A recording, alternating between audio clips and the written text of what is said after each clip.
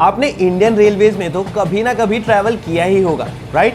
और अगर मैं आपसे पूछूं कि इंडियन रेलवे सुन के आपको क्या याद आता है, तो आपका आंसर होगा अनहाइजीनिक एनवायरनमेंट, पान की पीक, क्लॉग्ड वॉशरूम, भीड़, पुअर फूड क्वालिटी और द इंडियन रेलवे सिस्टम का डीले कल्चर।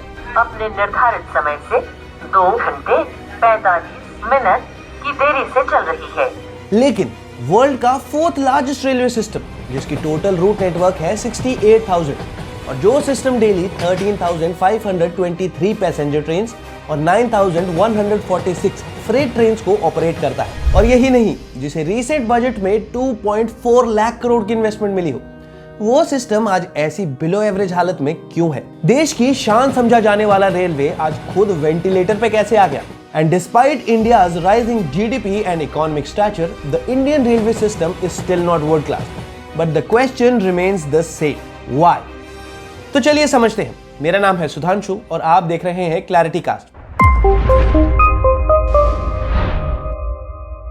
तो चलिए पहले रेलवे की हिस्ट्री को समझ लेते हैं। दरअसल ब्रिटिश रूल को और स्ट्रॉन्ग बनाने और उनके इंटरेस्ट को सपोर्ट करने के लिए इंडियन सब कॉन्टिनेंट में एक फास्ट और रिलायबल ट्रांसपोर्टेशन की जरूरत थी और इसी वजह से उन्होंने रेलवे को इंडिया में इंट्रोड्यूस किया। रेलवेज की कंस्ट्रक्शन, एग्जीक्यूशन और ऑपरेशन के लिए 1849 में एस्टैब्लिश की गई 2 कंपनीज, जिनका नाम था east India railway company and the great Indian peninsula railway. और 1853 में पहली बार पैसेंजर ट्रेन चली बोरी बंदर से थाने। इसमें 3 स्टीम लोकोमोटिव इंजन्स थे, जिनके नाम थे साहिब, सिंध और सुल्तान। ये रूट 34 किलोमीटर लंबा था और इस ट्रेन की कैरिंग कैपेसिटी थी लगभग 400 लोगों की। 1880 आते आते ये नेटवर्क 14,500 किलोमीटर तक फैल चुका था और कनेक्ट करता था 3 major port cities of Bombay, Madras and Calcutta. तो ये तो हुई हिस्ट्री की बात। अब आते हैं रेलवे की प्रेजेंट सिचुएशन और इसके इश्यूज पे। तो सबसे पहला इशू है poor operating ratio. Operating ratio का मतलब होता है कि 1 रुपया कमाने के लिए रेलवेज को कितना खर्च करना पड़ता है। और आपको जानकर हैरानी होगी कि प्रेजेंट सिचुएशन में लगभग 100 रुपए कमाने के लिए रेलवेज को 107 रुपए खर्च करने पड़ते हैं। यानी कि रेलवेज एक लॉस मेकिंग एंटिटी है और इसे बेल आउट कोई और नहीं बल्कि सरकार करती है, वो भी हमारे टैक्स के पैसों से। So indirectly we are bailing out railways every time they make a loss. और इसी वजह से Controller and Auditor General of India CAG की रिपोर्ट ने रेलवेज को कंसर्न 0 कैटेगरी में रखा, क्योंकि ऑपरेटिंग रेशो है 107%। Subsidised passenger tariff. Populist policy और वोट बैंक पॉलिटिक्स की वजह से पैसेंजर ट्रेन्स का फेयर काफी कम रखा गया है और इसे सब्सिडाइज किया गया है फ्रेट ट्रेन से, यानी कमर्शियल ट्रेन्स जिसे मालगाड़ी के नाम से भी जाना जाता है।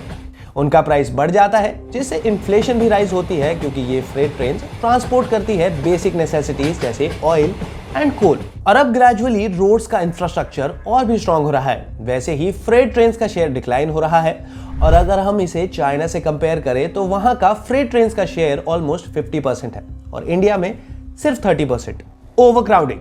दरअसल काफी टाइम से रेलवेज प्रॉफिटेबिलिटी इंक्रीज करने के लिए स्लीपर और सेकंड क्लास कोचेस को AC कोचेस से रिप्लेस कर रही है और इसके साथ फुली अनरिजर्व ट्रेन जैसे जनसाधारण को भी डिसकंटिन्यू कर दिया गया, जिससे ये समस्या और भी बढ़ गई। Misuse of funds. CAG की रिपोर्ट के हिसाब से रेलवेज के लिए एक स्पेशल फंड बनाया गया था टू इंप्रूव इट्स सेफ्टी, लेकिन जान के हैरान हो जाएंगे कि उस फंड का कैसे यूटिलाइजेशन हुआ। उस फंड का यूज किया गया फुट मसाजर्स, क्रॉकरी, फर्नीचर और विंटर जैकेट्स लेने के लिए। Declining passengers in the upper class. Railway की खस्ता हालत देख के जो हाई एंड पैसेंजर्स हैं वो प्रीमियम बस या फ्लाइट से ट्रेवल करना प्रेफर कर रहे हैं और ये एक बड़ा कारण है रेलवेज के गिरते रेवेन्यू का, क्योंकि यही अपर क्लास 1/3 रेवेन्यू का सोर्स थे रेलवे के लिए। Regional air connectivity schemes. Government का डोमेस्टिक एयर ट्रैवल को अफोर्डेबल बनाने और उसके लिए उड़ान यानी उड़े देश का आम नागरिक जैसे स्कीम्स इंट्रोड्यूस करने से लोग अब ज्यादा फ्लाइट से जाना प्रेफर करते हैं, क्योंकि ये सब affordable tickets, hygienic environment, decent food available कराते हैं और इंडिया अब US चाइना के बाद तीसरा सबसे बड़ा एविएशन मार्केट बन गया है। High speed trains not able to utilise its full potential. Vande Bharat trains को as a competitor to air travel pitch किया गया था, बट आज उनकी एवरेज स्पीड है 80 to 120 किलोमीटर पर आवर। ऐसा इसलिए है क्योंकि आज भी मेजॉरिटी ट्रैक्स ओल्ड टेक्निक्स के बने हुए हैं, जो आज भी इतनी हाई स्पीड ट्रेन की स्पीड नहीं सपोर्ट करते। वैसे तो हर साल नई ट्रेन को इंट्रोड्यूस किया जाता है, बट न्यू ट्रैक्स पर उतना काम नहीं होता। तो क्या फिर इस प्रॉब्लम का कोई सॉल्यूशन नहीं है? ऐसी बात नहीं है। गवर्नमेंट ने इस प्रॉब्लम से निपटने के लिए कुछ कमिटीज फॉर्म करी थी। इनमें से पहला है बिबेक डेबरॉय कमेटी। और आपको बता दें कि बिबेक डेबरॉय अभी PMEAC के चेयरमैन हैं और इस कमेटी के रिकमेंडेशंस हैं क्रिएट करना एक सेपरेट टैरिफ रेगुलेटर जिससे रेलवेज को पॉलिटिक्स से दूर रखने में मदद मिलेगी और वो एक बेहतर डिसीजन मेकिंग अपनी प्लानिंग में ला पाएंगे। Recruitment through single entity rather than UPSC और SSC, जिससे जनरलाइज्ड वर्कफोर्स की जगह स्पेशलाइज्ड वर्कफोर्स रिक्रूट और अट्रैक्ट करना इजी हो जाएगा। लास्ट और सबसे important, to decentralise railway operation so it can increase operational efficiency. Anil Kakodkar committee, और ये फोकस करती है सेफ्टी पे। एक इंडिपेंडेंट बॉडी फॉर्म करना to monitor safety like railway safety authority, eliminate करना manned and unmanned level crossings को, और यूरोपियन ट्रेन कंट्रोल सिस्टम की तरह अडॉप्ट करना advance signalling systems based on continuous track circuiting and cab signalling. पर मुझे इससे क्या मतलब, काम तो चल ही रहा है।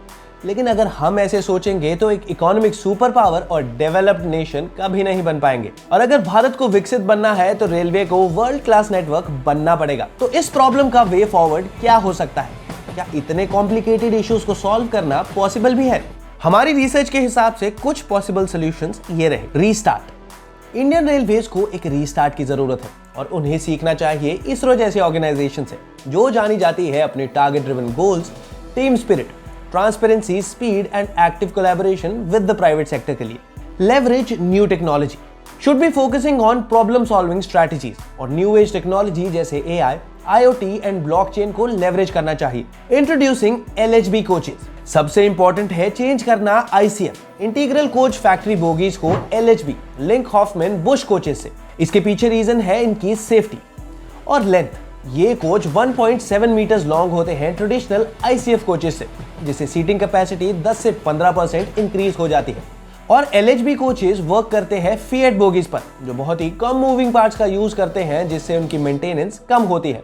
और यही नहीं, ये इको फ्रेंडली होते हैं और इनसे नॉइज पोल्यूशन और कार्बन एमिशन काफी कम हो जाता है। गवर्नमेंट को रेलवेज के प्रोक्योरमेंट में लैटरल एंट्री करने की जरूरत है, जिसका मतलब होता है ह्यूमन रिसोर्स को outside of the government pool जाके एक स्पेशलाइज्ड सेट ऑफ पर्संस को ऑनबोर्ड करना, जिससे उन्हें प्राइवेट सेक्टर का स्पेशलाइजेशन, इनोवेशन और out of the box thinking से इंडियन रेलवेज को एक यूनिक टर्न अराउंड मिले।